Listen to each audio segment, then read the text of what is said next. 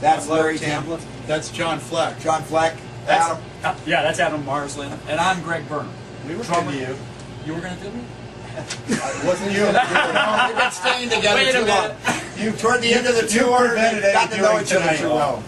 All right. We are up at the Concert Pub North, and we just saw them perform some of their songs. It's pretty amazing. So, you guys were given the names the Godfathers of punk rock. Do you guys think that fits well with your image, or? Well, you know, when Larry started the group, and when I joined the group, he's the first punk. And when I joined the group, that's all there was. It was the Standells did that kind of music, and they didn't come up with the punk and garage rock until some years later, and then they put it in a category. And the Standells were the start of that category. You know, we started that back in the '60s, way back in the '60s. So they really didn't have a category. That's what. No, they didn't. They had everything else. They had folk rock. They right. Had, you know, when we started, there was folk music and rock. Yeah. That was it. Folk and rock. Yeah. And not much of that. There was some blues, right, Larry? Yeah. And a little of that.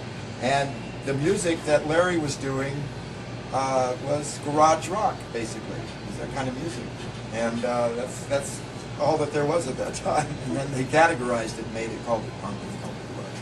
Well, I was really amazed when, you know, the years later they came up with that and they referred to the Standells. I never back then thought, you know, that we would even be in the history books, let alone the Godfather. We had never thought, never thought of it. That's right. Larry started the group. When did you start the group, Larry? 1962. 1962. Yeah. I wasn't born yet. Yeah. Yeah, me neither. Oh, 1962 we I started was the telling group. John. I wasn't born. He wasn't. Yeah. We were.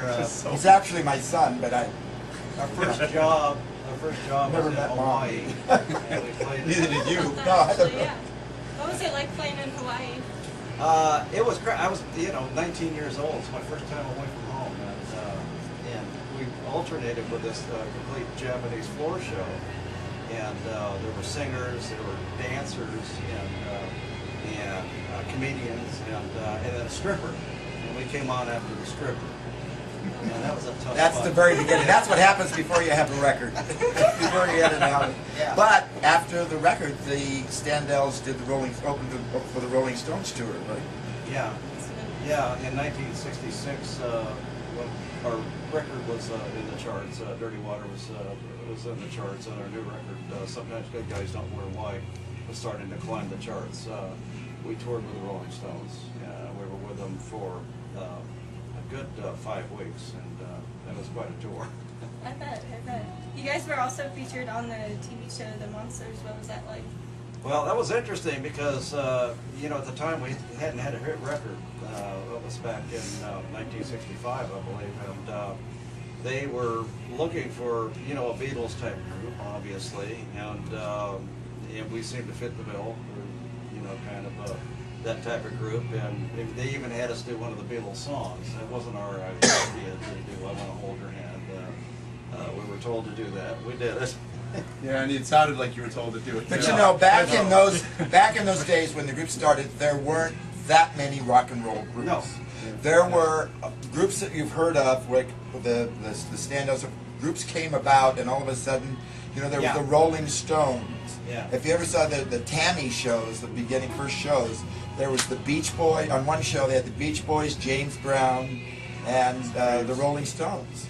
And the Who, all of these groups, it's the first time that people had ever heard that. The English, here in the United States, they played a lot of blues music, and the Brits picked up on the blues. They came over here, and then the rock started here. Yeah, well, and Larry John really hit on something interesting that until the Beatles, it really wasn't fashionable to have a group that actually played their own instruments and sang. And there were very few groups that did it. Frankie Valli and the Four Seasons. Right. They inspired me because they were actually musicians before they were singers. And in fact, they were session musicians. So they did originally their own music. Eventually, they pulled them away from their instruments and they made them into a doo-wop group. But they were kind of the forerunners. Them and Buddy the Hollies, Buddy Holly. I mean, and the Crickets.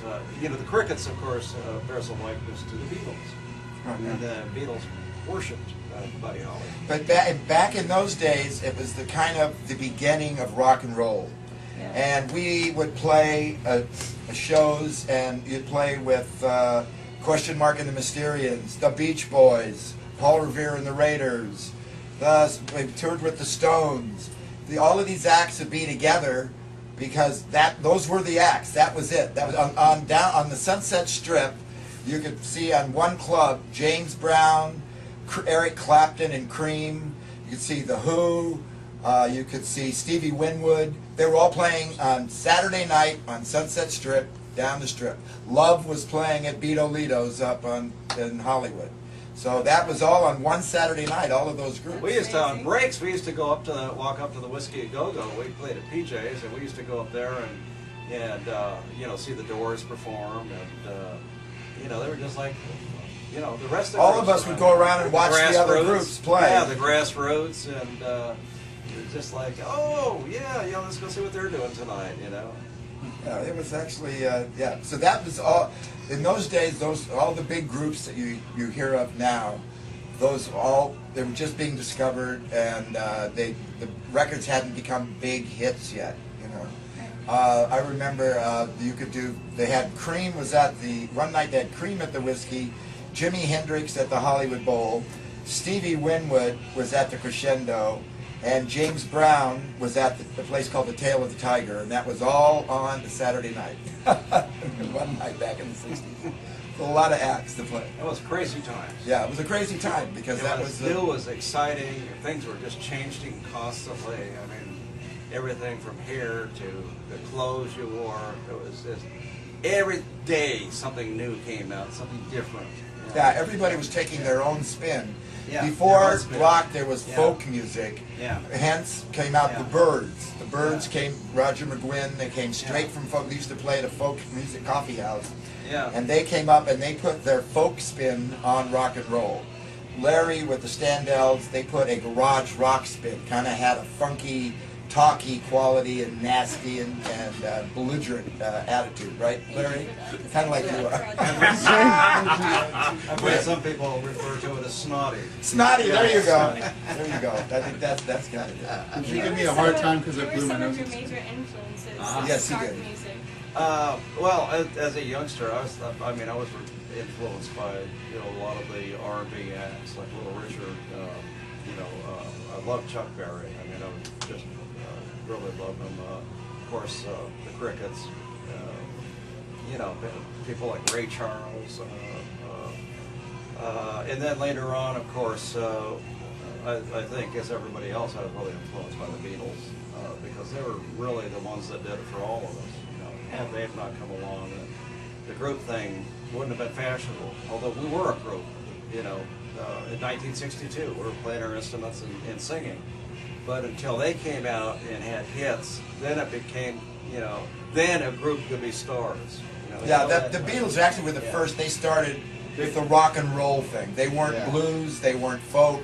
It Yeah. was totally their own, totally different, and it was rock. Yeah. From that, everybody kind of took seed and took off and did The different Beatles had different trouble things. getting, if I remember correctly, the Beatles had trouble getting signed Yes. because they were a group and they were told that the groups were on the way out, that there had been a little burst of that in the 50s, and they actually had rendered a lot of resistance, I think. Yeah, they were playing at Yeah. the Cave. They were playing in Yeah. Germany, actually. And nobody spoke.